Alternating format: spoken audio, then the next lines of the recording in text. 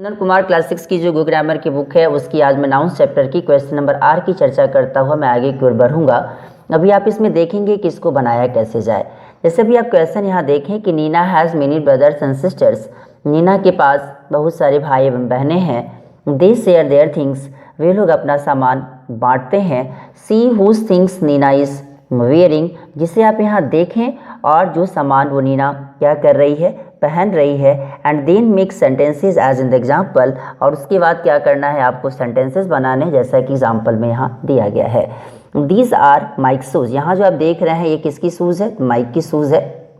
उसी प्रकार प्रत्येक को बनाने हैं। यहाँ रियांस हैट है और सब में आप देखते हैं कि मैंने एपोस्ट्रोफी एस लगाया है। रियांस हैट की बात करें तो रियांस की टोपी है, अर्थात कह सकते हैं दिस इज रियांस हैट। डोरीज स्पेक्टिकल्स, यहाँ चाहे तो लगा सकते हैं डोरीज स्पेक्टिकल्स, क्योंकि ये क्या है तो डोरीज की स्पेक्टिकल्स है, SPECTACLES। दूसरे की बात करूँ कि ये क्या है, जस्टिन्स शर्ट है, तो अभी आप यहाँ देखेंगे तो कह सकते हैं दिस इज जस्टिन्स शर्ट।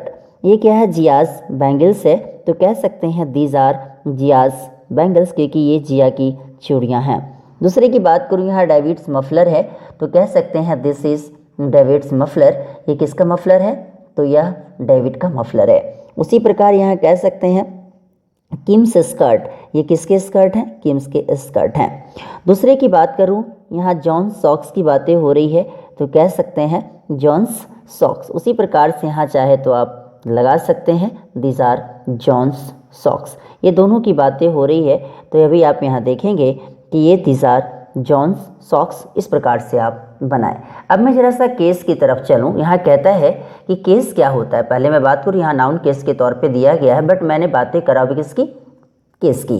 तो the case of a noun tells us about the position of that noun in a sentence. कहता है कि एक नाउन का केस हमें यह बताता है किसके बारे में, तो उस नाउन के पोजीशन के बारे में, किसमें, तो विक सेंटेंस में। It can be categorised into 5 types. इसको कितने भागों में बांटा जा सकता है, तो केस को मेनली हम 5 भागों में बांट सकते हैं। जैसे 5 भाग कौन कौन है, तो अभी आप देखेंगे, हर एक की बातें मैं करता भी चलूँगा। यहाँ कहता है कि व्हेन अ नाउन और a pronoun is used as a subject of a verb, it is said to be in the nominative case.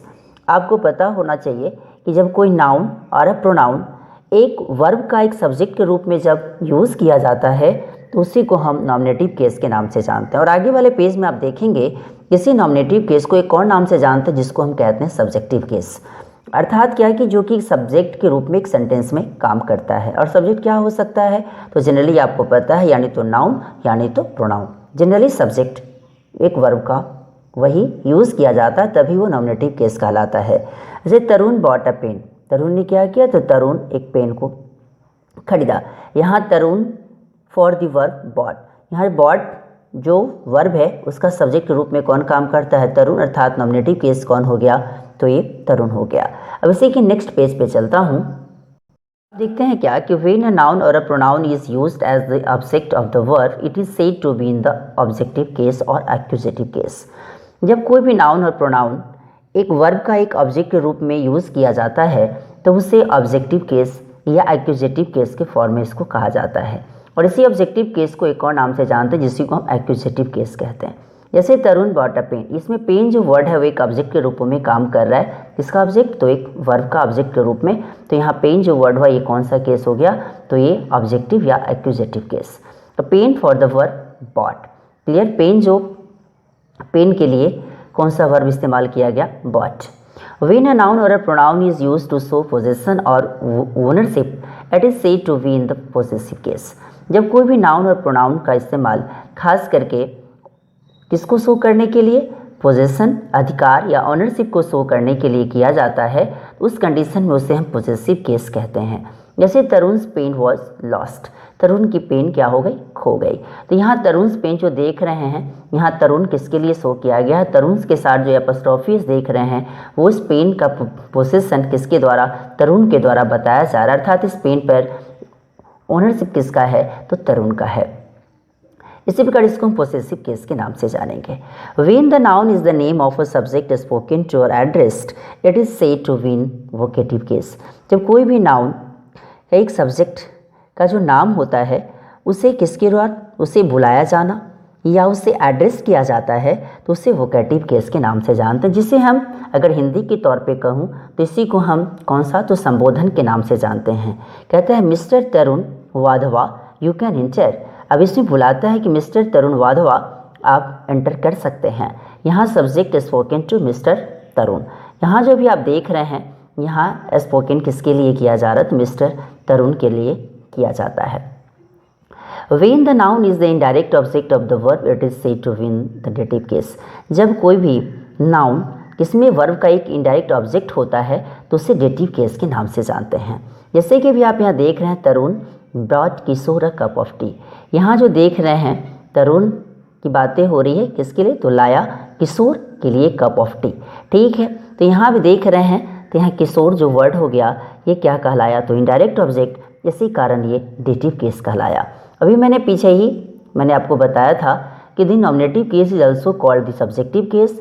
Nominative case को हम सब्जेक्टिव केस के नाम से भी जानते हैं और possessive case is also called the generative case, और पोसेसिव केस को ही हम जेनेटिव केस के नाम से भी जानते हैं।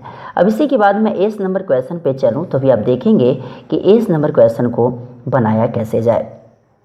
ठीक, चलिए अब कहता है कि identify the case of nouns that are given in bold in the following sentences. मैंने कम समय लगे इस कारण मैं आपको इसको बना दिया हूँ ताकि कम समय लगे। The book is on the bed. Book कहाँ है तो बेड पर है। यहाँ बेड जो वर्ड है ये क्या है तो ये एक्यूजेटिव केस है, और एक्यूजेटिव केस के बारे में आप जानते हैं कि एक्यूजेटिव केस को एक और नाम से जानते हैं जिसको हम कहते हैं objective case. The cat is under the table. बिल्ली कहाँ है टेबल के नीचे है। यहाँ टेबल जो वर्ड है ये एक्यूजेटिव केस कहलाता है। कौन सा केस एक्यूजेटिव। और एक्यूजेटिव के बारे में आपको पता है कि इसको एक और नामों से जानते हैं जिसको हम कहते हैं ऑब्जेक्टिव केस, क्योंकि यहाँ ये जो टेबल जो वर्ड है वो एक ऑब्जेक्ट के रूपों में काम करता है। The bird sat on the tree. चिड़िया कहाँ बैठी है पेड़ पर बैठी है। तो अभी आप देखते हैं ट्री जो वर्ड है ये क्या है तो एक्यूजेटिव केस, क्योंकि इस सेंटेंस में ट्री एक एक्यूजेटिव केस अर्थात एक ऑब्जेक्टिव केस के रूप में काम करता है। Tom opened his knife. Tom ने अपनी चाकू खोली। तो यहाँ नाइफ जो वर्ड है वो कौन सा तो एक्यूजेटिव केस, क्योंकि यहाँ नाइफ एक ऑब्जेक्टिव केस या अर्थात एक्यूजेटिव केस के रूपों में काम करता है। अब कह रहा है द डोर वॉज शट। दरवाज़ा बंद किया गया। अभी आप देखते हैं क्या कि द डोर जो वर्ड है ये द डोर वर्ड क्या कहलाएगा तो नॉमिनेटिव केस कहलाएगा, क्योंकि मैंने यहाँ बनाया है NOMINATIVECAS, क्योंकि इसमें एक सब्जेक्ट के रूप में काम करता है। और अभी आप यहाँ देख भी रहे हैं कि the nominative case is also called the subjective case, और नॉमिनेटिव केस को सब्जेक्टिव केस के नाम से भी जाना जाता है। इसलिए यहाँ जो डोर जो वर्ड है ये डोर वर्ड क्या कहलाएगा नॉमिनेटिव केस कहलाएगा। Peter was an apostle. यहाँ जो वर्ड देख रहे हैं Peter was an apostle. Apostle का मतलब होता है प्रचारक भी कह सकते हैं, इसी को सुधारक नेता भी कह सकते हैं, इसी को धर्मदूत भी कह सकते हैं। पीटर क्या है तो पीटर एक एपोस्टल था, एक प्रचारक था या सुधार नेता था या धर्मदूत था। तो यहाँ पीटर जो वर्ड है ये नॉमिनेटिव केस है, क्योंकि इस सेंटेंस में पीटर वर्ड एक सब्जेक्टिव केस अर्थात एक सब्जेक्ट के रूप में काम करता है। Father bot A bicycle for me. Father ने मेरे लिए क्या खरीदी एक साइकिल खरीदी। तो यहाँ देखते हैं क्या कि यहाँ जो मी जो वर्ड है, क्योंकि बोल्ड वाले को ही कहता है करने के लिए, यहाँ बोल्ड वाले जो बोल्ड को ही पहचानना था। तो मी की मैं बात करूँ तो मी क्या है एक डेटिव केस है, क्योंकि अभी आपने यहाँ देखा कि when the noun is the indirect object of the verb. जब कोई भी नाउन एक वर्ब का एक इनडायरेक्ट ऑब्जेक्ट होता है तभी उसी को डेटिव केस कहा जाता है। यहाँ जब भी आप देख रहे हैं ये क्या है तो एक इनडायरेक्ट ऑब्जेक्ट है, इसी कारण इसको डेटिव केस कहा गया। George speaks. जॉर्ज बोलते हैं। तो यहाँ जॉर्ज जो वर्ड है ये जॉर्ज वर्ड क्या कहलाएगा नॉमिनेटिव केस कहलाएगा। दूसरे की बात करूँ दीज आर राम्स ट्राउजर्स। ये क्या है तो राम्स के ट्राउजर्स हैं। तो यहाँ राम जो वर्ड है यहाँ राम्स के साथ साथ एपोस्ट्रोफी लगा हुआ है। तभी आपने देखा कि यहाँ राम्स ट्राउजर्स के लिए कौन सा वर्ड लगाएंगे हम तो यहाँ पोसेसिव केस लगाएंगे, क्योंकि यहाँ पोसेशन को शो करता है और पोसेसिव केस को एक और नाम से जानते हैं जिसको हम कहते हैं जेनेटिव केस। दूसरे की बात करूँ 10 नंबर में the sun is a star. सूरज क्या है तो सूरज एक स्टार है। तो इस रूप में द सन जो वर्ड है सन को हम क्या लगाएंगे तो इसको नॉमिनेटिव केस बोलेंगे। क्या बोलेंगे इसको नॉमिनेटिव केस बोलेंगे। 11 नंबर में कहता है mother सैंग a song for Madan. Mother एक गाना गाई किसके लिए मदन के लिए।